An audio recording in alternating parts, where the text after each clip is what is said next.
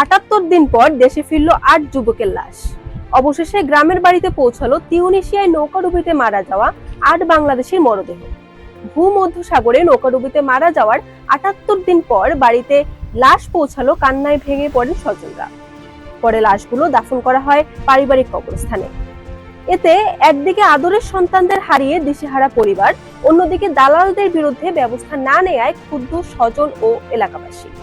স্বজনরা জানায়, গত 14 জানুয়ারি রাজৈর ও মুকসুদপুরের কয়েকজন যুবক ইতালির উদ্দেশ্যে বাড়ি থেকে বের হয়। প্রথমে তারা বিমানযোগে লিবিয়া, পরে গত 14 ফেব্রুয়ারি লিবিয়া থেকে দালালদের মাধ্যমে একটি ইঞ্জিন চালিত নৌকায় ইতালির উদ্দেশ্যে রওনা দেয়। মাঝপথে তিউনিসিয়ার ভূমধ্যসাগরে ইঞ্জিন ফেটে আগুন ধরে ডুবে যায় নৌকাটি। বৃহস্পতিবার দুপুর 12:20 দিকে তিউনিসিয়া থেকে সৌদি এয়ারলাইন্সের একটি ফ্লাইটে হযরত শাহজালাল আন্তর্জাতিক বিমানবন্দরে পৌঁছায় নিহত ৮ বাংলাদেশি মরদেহ। পরে মরদেহগুলো নিয়ে যাওয়া হয় ঢাকা মেডিকেলে। আইনি প্রক্রিয়া শেষে শুক্রবার দুপুরে পরিবারের কাছে মরদেহ বুঝিয়ে দেয় ঢাকা জেলা প্রশাসন ও বিমানবন্দর থানা পুলিশ। বরিশাল নিউজ।